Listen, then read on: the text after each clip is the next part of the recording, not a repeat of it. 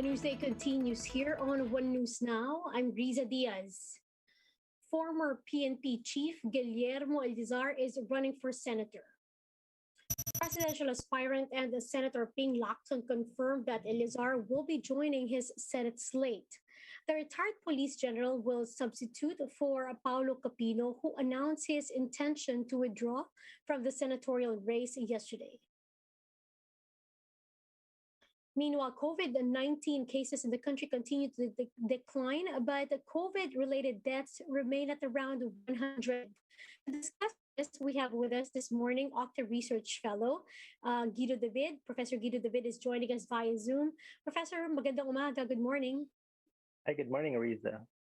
Sir, can you explain to us why do deaths remain relatively high despite the drop in cases? Right. Well, what we know is that there is usually a lag or a delay from the time of onset of COVID to the time of deaths. So that time gap is usually around 2 to 3 weeks. Sometimes it's longer because sometimes there are deaths which are reported late. For example, deaths outside hospitals are usually reported comparatively late. In fact, sometimes we still have cases wherein deaths are reported for last year, but they're just reported recently. So for COVID, and what I have to say about that is most of the deaths are happening outside the NCR, particularly in provinces where vaccination levels are still not as high as in the NCRs, because actually the death rate in the NCR is fairly low right now. Sir, given also the decline of cases, can we say that we are now safe, especially from the highly infectious Delta variant? Well, the risk level is low actually now in the NCR and in many other regions around the NCR. And where the 7-day average in the NCR is 427. This is comparable to the average last year, the daily average in the NCR from November until February before the surge. So the risk level is low. That being said, the virus is still out there. So although we support the reopening of the economy because it's badly needed by the economy, we hope that people still comply with the minimum public health standards of wearing face masks and following the 3 C's, because the virus is still out there. Some people are still getting sick, especially the unvaccinated, and especially, well, not especially, but this may include children who are unvaccinated. So although our restrictions have allowed mobility for children, especially those age 12 and below, we should still be mindful of these threats to our public health, and parents should take responsibility in their children if they're going to bring them to the malls or public places. Very true. Sir, are there any new variants that we should look out for? Yeah, we continuously monitor the variants all over the world. The biggest threat possibly is the AY4.2, which is a lineage of the Delta variant. So we could say that it's like a Delta plus. But right now, it's not that concerning based on findings from other countries. In fact, it's taken hold in probably in UK. We're not saying that it will not be a threat in the future. It might be, but right now we're not that concerned about it. And the other variants are not really concerning. They're comparatively weaker compared to the Delta variant. Professor, going back to your advice earlier about, of course, parents taking, responsibility of their kids since they're going out more. There's a report about a 2-year-old boy that tested positive for COVID-19 after visiting a mall. Should this be a concern again for parents, and should LGUs, for that matter, reconsider easing the restrictions on children? I think this should be a concern for parents, and I think the LGUs may discuss, at least or reconsider these restrictions on children, because as we mentioned, a lot of children are still unvaccinated. Now, when we say that we could move down to alert level 2 or even 1, and we support the reopening of the economy. It's not the same as saying that we're we're over the pandemic or that the virus is no longer a threat. The virus is still a threat, especially for the unvaccinated and the children. And that's why we must keep our messaging consistent that we are doing this because we want the economy to recover, but we're not doing this because the pandemic is over and everybody can go out and go back to the old normal. So that shouldn't be the case. Now, if cases decrease further to less than 1,000 per day by December, then we might be able to have kids go out again. But at this time, I think there's some concern about children getting sick, and this is what happened in other countries in the UK when they fully reopened. So this is something that could also happen to our country. So, I would like to get your invites about, or rather, insights on that matter, on your thoughts, perhaps, on Boracay waiving their swab test requirements for visitors starting next week. Well, I think they're depending on the risk level of the country right now. I mean, yeah, we have to agree that the risk level is low in most areas, possibly except for a few areas like Negros Oriental, where we're still seeing a significant level of risk. We consider it around high risk, Negros Oriental. But in many other places, the risk level is low. And we understand that the tourism sector wants to ease restrictions so that they can encourage more travelers because that will amount to more businesses for the tourism industry, which has been badly affected over the past year. But I think there could be a balance between fully opening up and still having some level of safety. When we waive the requirement of testing, of course, we're saying that we're taking on the risk. Now, is the risk level low enough that we can assume that level of risk?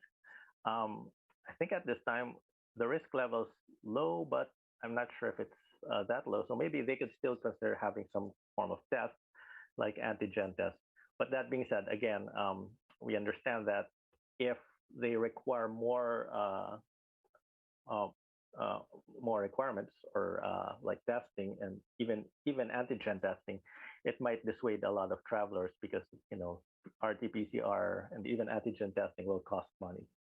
So, how about for mandatory vaccination of workers on site? Are you in favor of that? Well, I'm not a legal expert, so I may leave it up to the legal analysts if it's something that could be taken up. Personally, I believe in freedom of choice.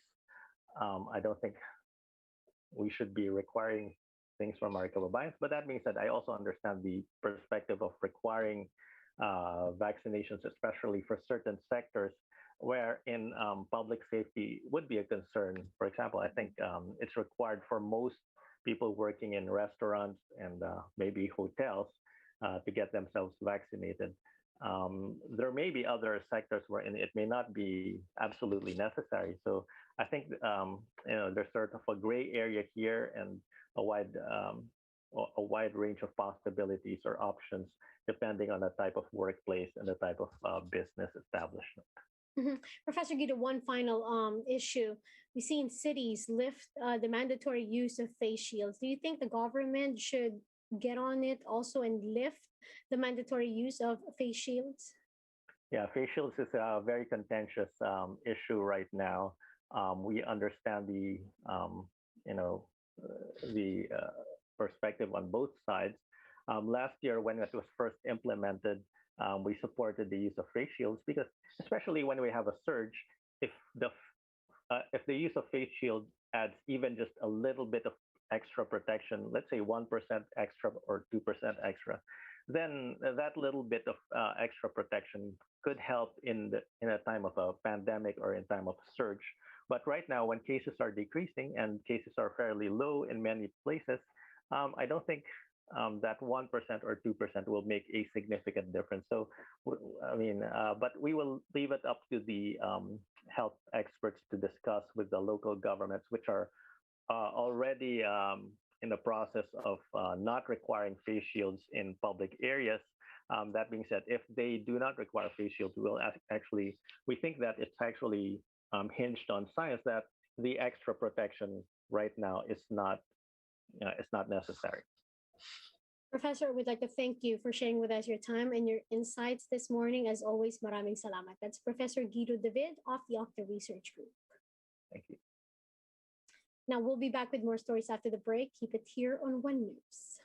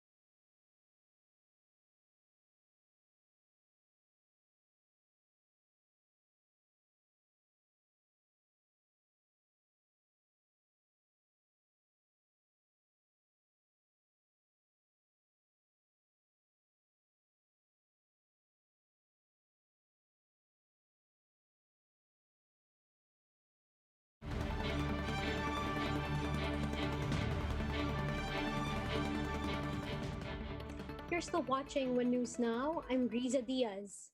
Are face shields here to stay? The interagency task force met with Metro Manila mayors earlier this week and is expected to announce its decision soon. Mon Gualvez with the details. Commuters in Metro Manila are still on the fence if they'll wear face shields inside public utility vehicles. Ba't po hindi ka nagsusot ng face shield ngayon kapag sasakay ng mga jeepney? Nakakatamad eh. Wala namang gano'ng pampasahero. Oo nga. Okay lang sana kung maraming pasahero. Drivers find it difficult to impose the face shield rule on passengers. Yung nasa loob na wala kayong magagawa siyempre pag baba kayo. Oo. The Metro Manila Council has already proposed to the Interagency Task Force the non-mandatory use of face shields except in hospitals and public transportation. Manila City has already lifted its use via an executive order.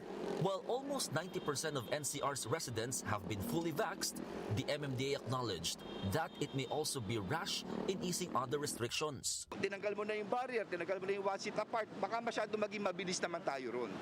The MMC also wants all Tiangge and bazaar workers to be given COVID jabs before setting up shop for the holidays. MMDA Chairman Benhur Abalos cited the polio outbreak in September 2019, saying Tiangge significantly contributed to that. So we do not want a repeat of this. I'm not talking of polio anymore. I'm already talking of coronavirus, COVID-19. The MMDA is also eyeing to reimpose the number coding scheme in anticipation of the holiday rush. It expects a 20% increase in vehicle volume along major thoroughfares. Kung lumala ito kung ever kailan, talagang ipupush button namin ito. The MMDA, however, is not yet keen on imposing a truck ban. For News 5, Mon Gualvez, we are One News. UP Diliman is reopening the academic oval to visitors starting Monday. The ACAD Oval is open from 4 in the morning till 9 in the morning and 4 p.m. to 9 p.m. to joggers, bikers, and other visitors in groups of less or 10. Now, everyone will be allowed in regardless of a vaccination status, but minimum health protocols will be strictly implemented. Joggers and bikers must also follow counterclockwise directions. Now, bikers, meanwhile, are only allowed in select roads flashed on your screens. Now, however, residential areas on campus are off limits.